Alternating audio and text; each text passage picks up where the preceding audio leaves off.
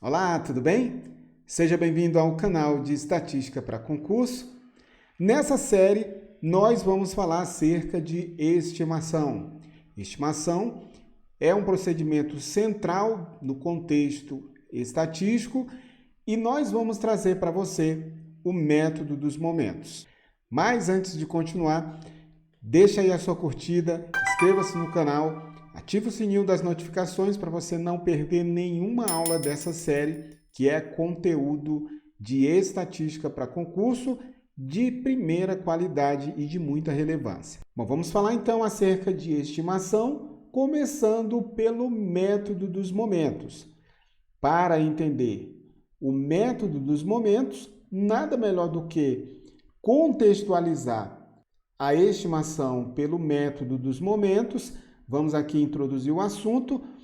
Nesse curso, vamos falar também acerca da definição de momento, que vem a ser um momento, e também vamos falar dos momentos centrados. Os momentos centrados são importantes e, particularmente no contexto de estatística para concurso, vamos conhecer uma fórmula envolvendo o primeiro e segundo momentos para o cálculo da variância. Essa fórmula frequentemente aparece em questões de concurso e nos salva aí de muitas situações que podem envolver muitos cálculos.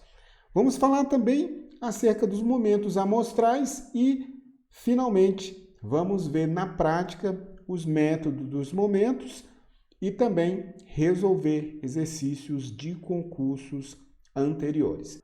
Bom, então, quando nós falamos acerca de estimação, nós vamos partir de uma função densidade de probabilidade ou de uma função de probabilidade.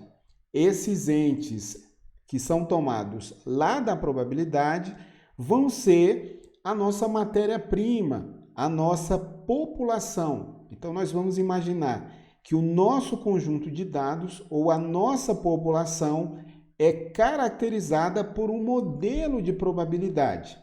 Esse modelo de probabilidade se reflete por meio de uma função de probabilidade ou uma função densidade de probabilidade. Teremos uma função densidade quando se tratar de uma variável contínua e uma função de probabilidade quando o nosso modelo for um modelo discreto de probabilidade. Já vamos trazer aqui exemplos para você. Bom, então, olha só, vamos imaginar que essa função densidade de probabilidade ou essa função de probabilidade depende de um certo parâmetro.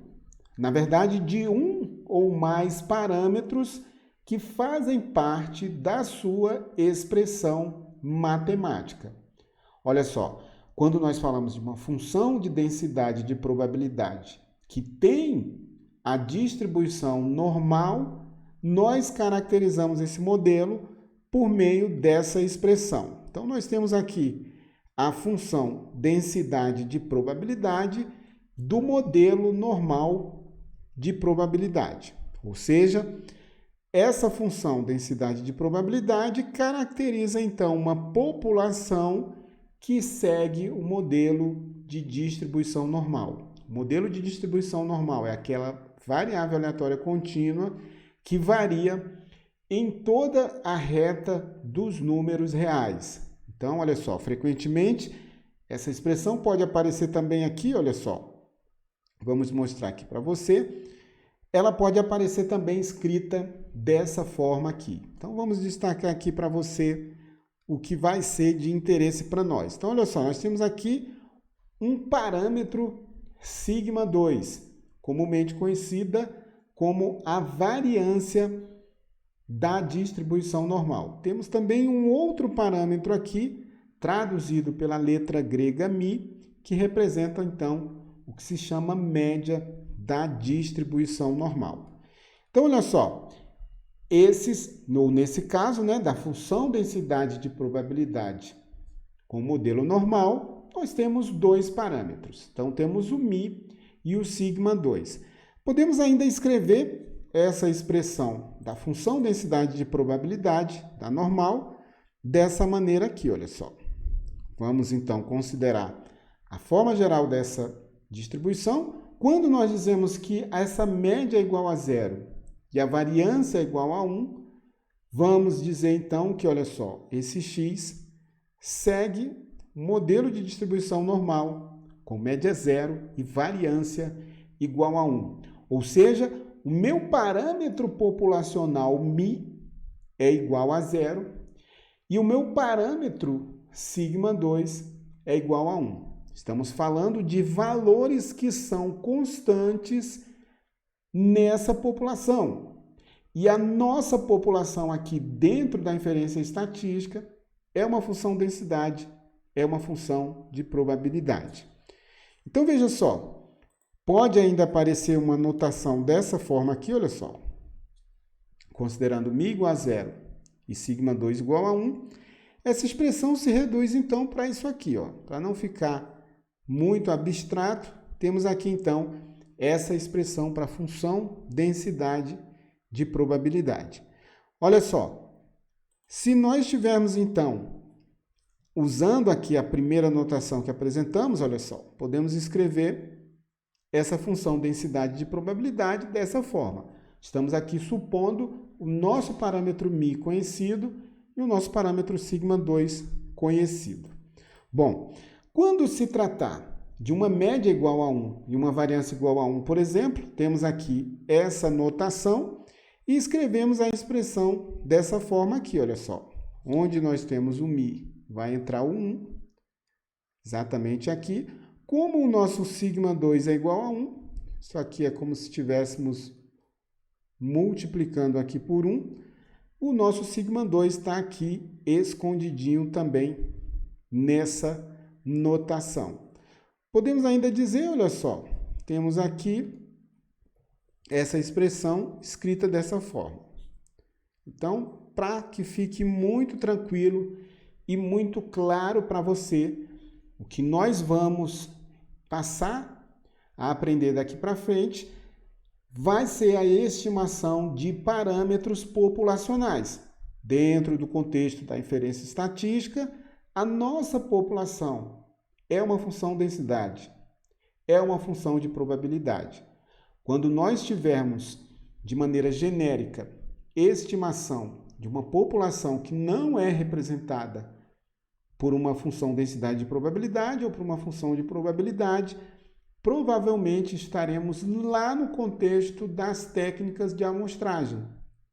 É lá que nós metemos a mão, realmente, nos casos práticos de estimação e não apenas os casos teóricos. Os casos teóricos aqui envolvem a população seguindo o modelo de distribuição de probabilidade e nós vamos lançar mão de uma amostra para realizar inferências acerca desses parâmetros. Então, olha só, quando nós tivermos uma função de probabilidade, por exemplo, a função de probabilidade do modelo binomial, vamos escrever aqui a sua função de probabilidade dessa maneira. Qual será o nosso interesse aqui? Vai ser, então, recolher uma amostra aleatória, por meio de uma técnica que nós vamos aprender mais adiante, para fazer o quê? Para estimar esse parâmetro P.